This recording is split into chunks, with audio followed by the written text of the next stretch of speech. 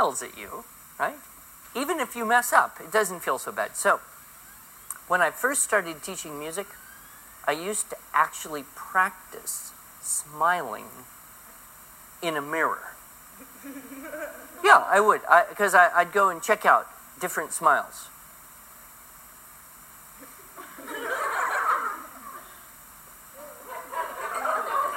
And just kind of see what they looked like, just to get a feeling for what different smiles look like.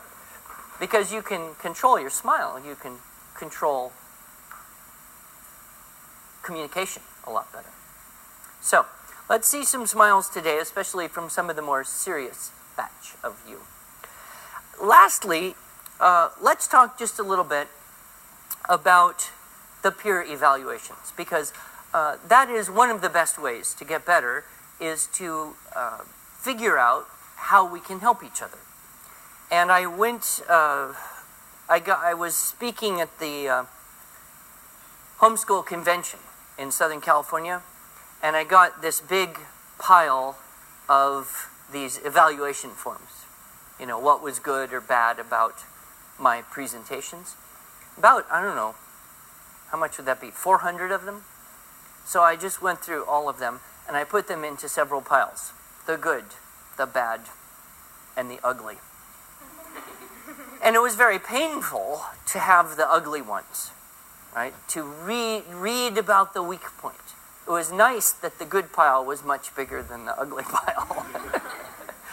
But I thought, wow, okay, that's helpful.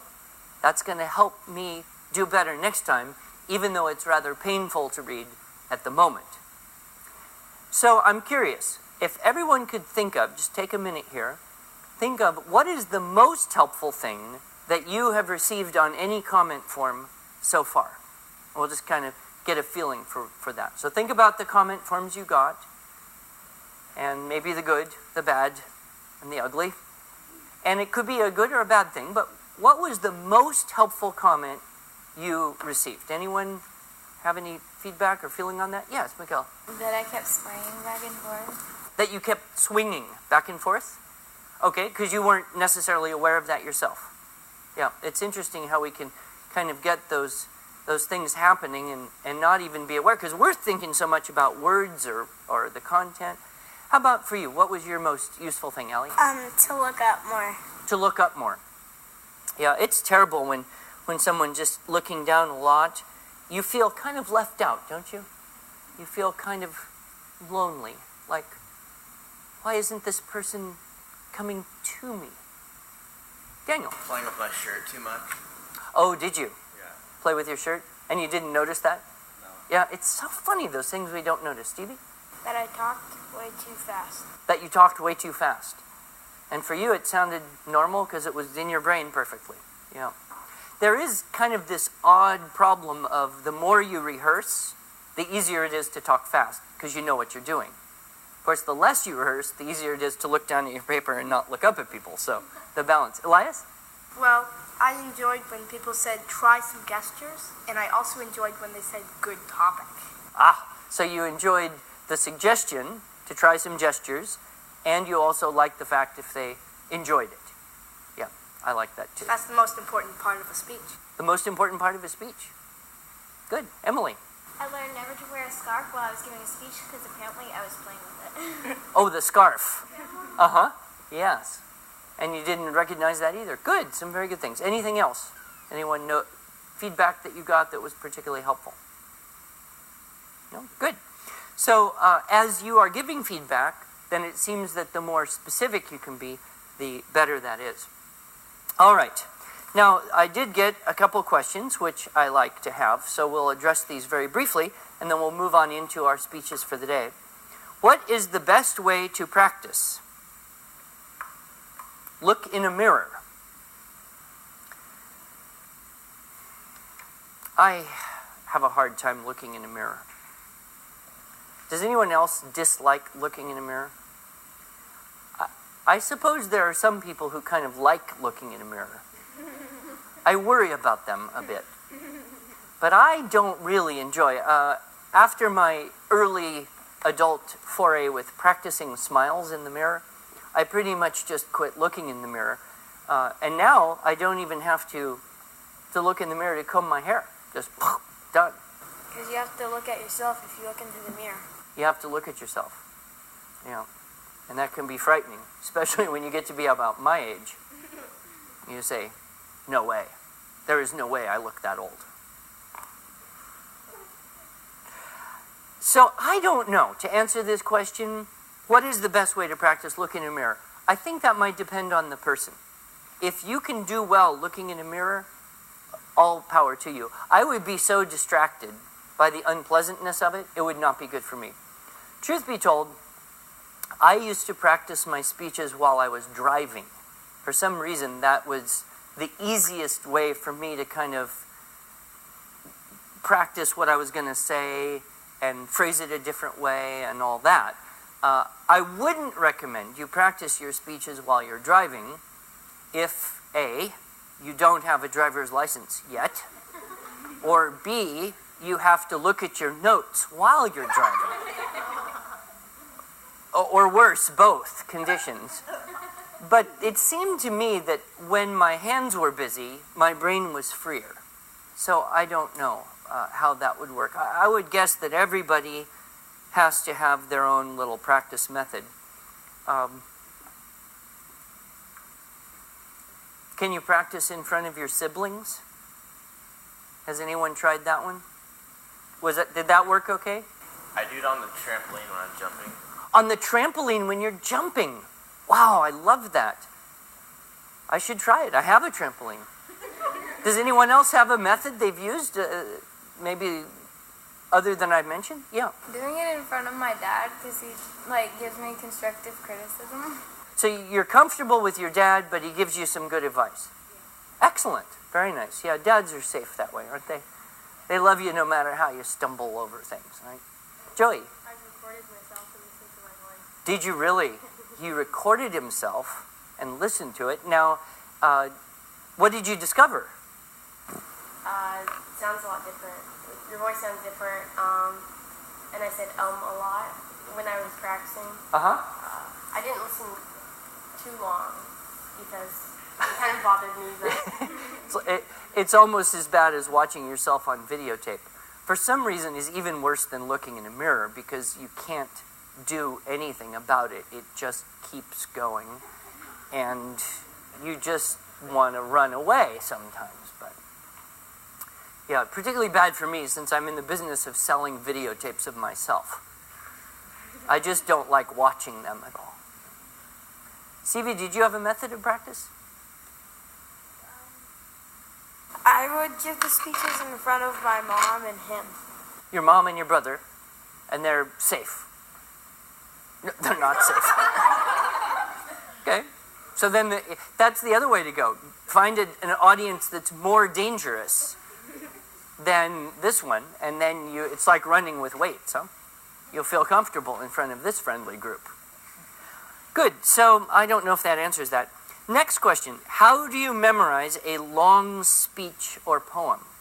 Well, we haven't really talked about memorizing speeches in this class for a couple reasons. Number one, that's not our goal. Number two, we don't have time. Nobody really would expect you to memorize well a 5 or 7 minute speech in a few days. It would, for most people, take longer than that. But the best way to memorize anything is one sentence at a time, right? Who's actually memorized long things in their life? I know you have. How do you do memorization, Lisa?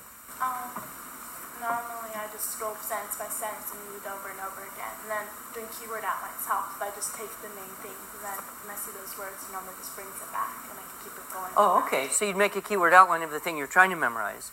Say the first sentence again and again until it's easy, then add in the next one. Elena, you've memorized? I have to have someone say it to me. I'm more of the auditory person. Okay. I like videotape or something. Okay, so you might memorize better if you wrote your speech, read it into a tape recorder. That's how old I am.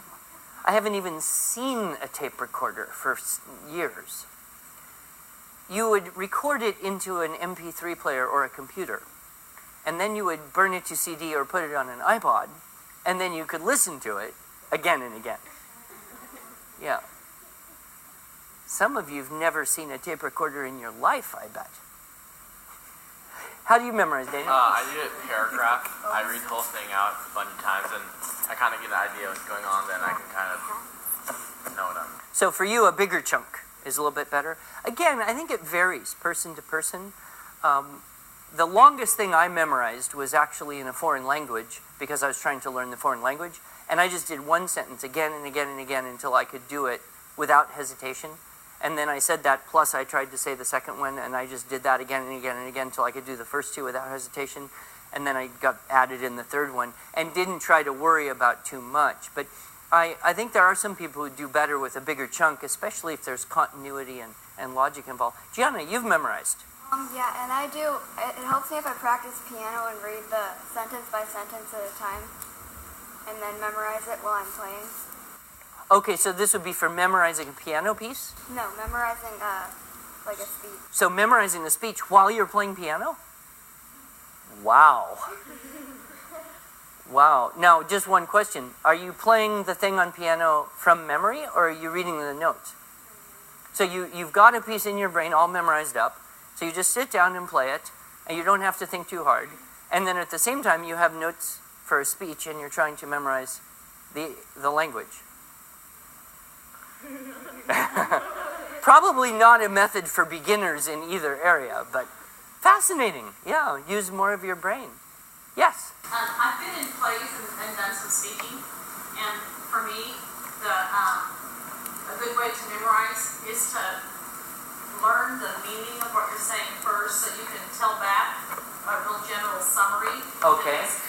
And so then as you begin to memorize, you've already memorized what comes next in the meaning, what comes next in your logical sequence. So you have a meaning to hang your words on. Okay. So you're not in a vacuum trying to think of the word. So if you can tell back the basic ideas in whatever words are available to you, then when you go to learn the precise wording, it hooks onto it better. Exactly. Yeah. There's another thing called running lines. Yes, where you just do it without expression, and yes. So that idea that you have to say it with all the perfect expression you might use every time isn't necessarily true. You can just do it very quickly. So that when you do the next step and you're learning gestures or inflection, the words themselves, you can relax about that. Automatic. Like Gianna and her piano. She can just sit down and play the thing without thinking and then learn something on top of that. Now what I wonder is, next time you play that piece, would all those words come flowing back into your head, huh? Yeah, Michaela. Mine isn't as complicated, but it is using music. Just like trying to put the words of your speech or your poem or whatever to music, because it helps like with memorizing it a lot better. Interesting. So you'd kind of start to sing your speech in your mind, but then when you come to give it, you better cut off the notes, or you'll be doing opera instead of public speaking. Huh? Well, like when I took my Spanish class a few years ago, the teacher had us sing verses in Spanish to help us learn them. So it was just like songs like that everyone knows, you know, like Twinkle Twinkle Little Star. It was a verse put to that music. Okay. So, like easy things like that. And then you can strip the notes and you have the words available. Yeah. Good. And one more. Allie, what do you do for memorization? I read the whole thing over and over again, looking down, but then when I feel like I've got it, I look up and I practice looking up more. So you try to look up more and more and more as you read it through each time. Good. Yeah, there is one thing I will mention. A book that was quite well known in the early 80s, I think it came out. It was called Super Learning by Lee Ostrander and a couple other people. And it talked about using Baroque largos, which are pieces of music that essentially are at 1 beat per second, which is human heartbeat at rest, 60 beats a minute. And those Baroque largos as a background for vocabulary acquisition and memorization. And in all of their research, they showed that the background music of Baroque largos increased vocabulary acquisition skills faster than without it. And so there was this idea that you could learn everything faster by listening to Baroque largos. It didn't seem to work for much. Any other type of music didn't seem to have the same beneficial effects. But all right.